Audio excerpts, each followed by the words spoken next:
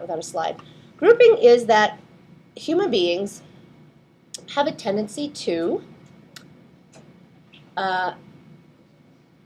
organize things that you see in your mind based on shape, color, size, position.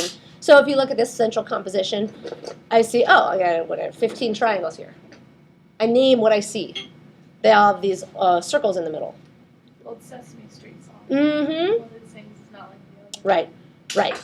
You're thinking about, as we look at an object, there's a Gestalt theory that talks about how we look at an object or a pictorial, piece of work, and we take it all in at once, but then we don't understand it until we start thinking about the different elements and how they interact.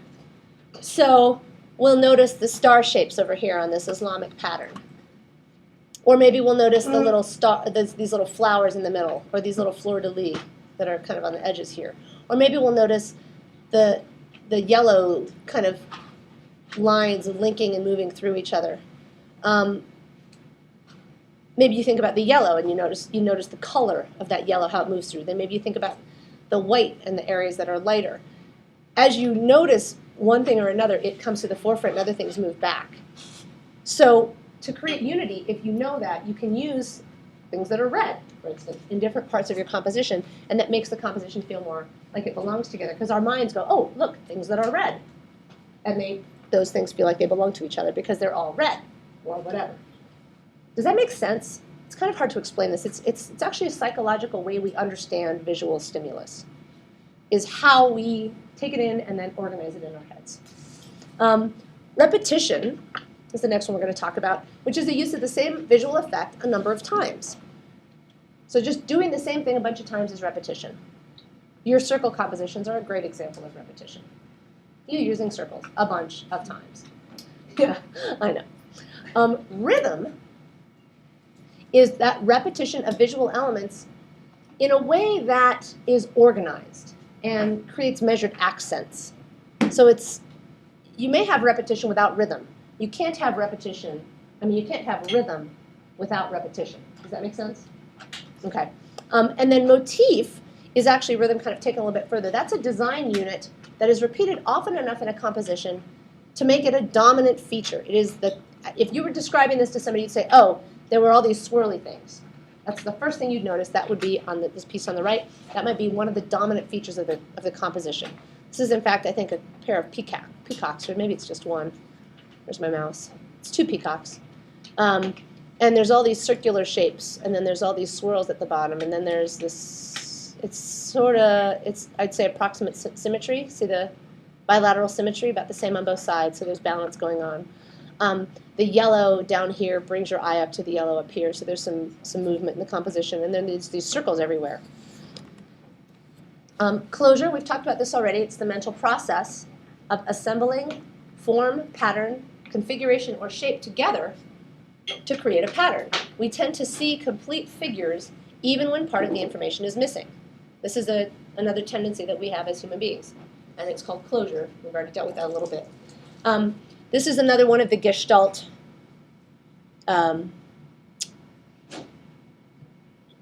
strategies, taking advantage of that. That's another part of the Gestalt understanding of how we take in information, is we put it together. We put things together that we don't get the whole thing. So you've got closure. The mind supplies the missing pieces in a composition. Continuance or continuity, where the eye continues in the direction it's going. So if you get it started someplace, it's going to keep going that way.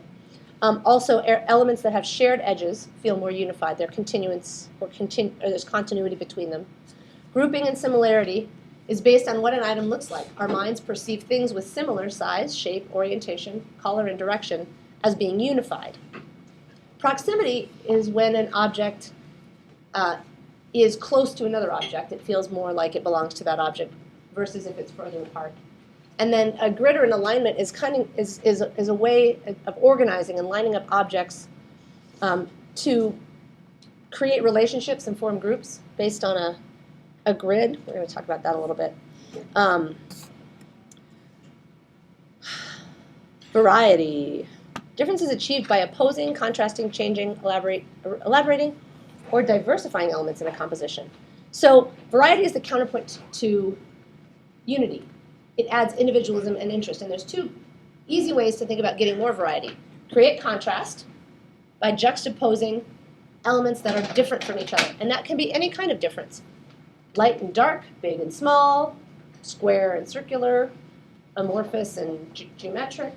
Any opposing pair that you can think of that's visual, opposing colors, red and green, will create contrast.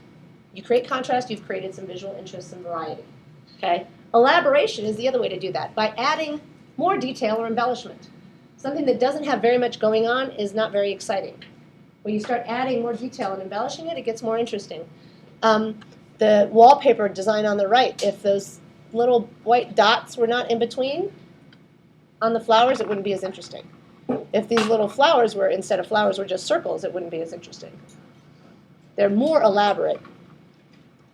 Makes it a bit more interesting than if it were just a circle. Okay, contrast. Contrast depends on comparisons that you cause the viewer to see and think about. We have visual contrast. We have two kinds of contrast we'll talk about. Visual contrast is the degree of visual difference among elements of art in a composition as a means of emphasis. This creates visual interest. So this Enrique Chagoya piece, the shoes that are, the feet that are in shoes versus the feet that are bare, create a contrast. These little fingers that are pointing to each other, there's some contrast there. The white versus the red, the black and the white and the red. So there's a little bit of conceptual contrast here as well, but mostly it's a visual piece. Conceptual contrast depends on comparisons that you cause a viewer to think about that are an implied opposition of ideas to emphasize unexpected differences. Using this technique can result in powerful conceptual work. This is the piece by Ida Appelbrug called Emetic Fields, and I hate that this slide is what it is because you can never quite see it. It says, you see this person, there's this woman on one side and this looks like a doctor on the other side, right? And in the middle here look like some scenes, maybe from her memory. Here she is standing up, this looks like the same person, I think, standing up on a stool in an apple orchard or a pear or peach or something. And there's somebody playing golf, and there's some different scenes here, almost like the repetition makes you think of like film strips or something, right? But then I think the part that makes this the most interesting is this little text right here, over here, that says, "You are the patient, I am the real person. You are the patient, I am the real person. You are the patient, I am the real person." Which sets up this contrast between the doctor and the person. And I would look at this and you start to label this guy as a doctor and you wonder what her story is because you see all this stuff about her. And then you see this little text over here that's different from what you would expect. And that sets up this sort of, it's a conceptual contrast. Does that make sense? Do you kind of see how that's different from what you would expect? Or that it makes you think about these people and how they contrast each other and how they, in their relationship? Okay? And there has to be a visual contrast to create a compositional contrast too, but sometimes it's more conceptual. Yeah, the art museum. Yep, this guy has some stuff at the art museum. You've seen a piece of his there, right? Yeah. With the paint Yeah. swatch? Yep, Richard Patterson. That's actually why I chose this piece, because if you've been to the art museum, you might remember that other piece and think about what he's done there too. He's a good one for unity and variety. In order to achieve unity and variety, you have to have one or more elements that dominate and another or others that are subordinate. Did you get that? In order to achieve unity and variety, you have to have one or more elements that are dominant and others that are subordinate. So decide what those are going to be when you're making a piece. Say, this is going to be my dominant spot, this other stuff is going to be subordinate. Or there's going to be 3 dominant places and the rest is going to be subordinate. In this piece, what would you say is a dominant element?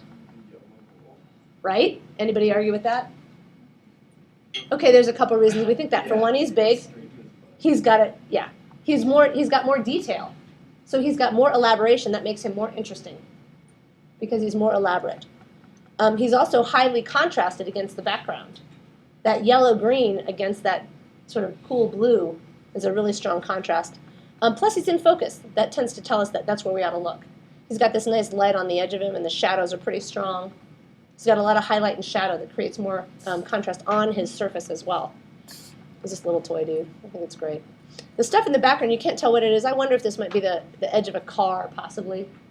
And I never thought that until just this minute. I finally. Oh, now I see it. It's like the headlight. This whole thing is a painting, yeah. This whole thing is a painting. But he's painted it based on the way photography works, yeah, where you get a very shallow depth of field, sometimes that's in focus, and then the rest of it can be very out of focus. And that's one of the ways he's controlling our attention.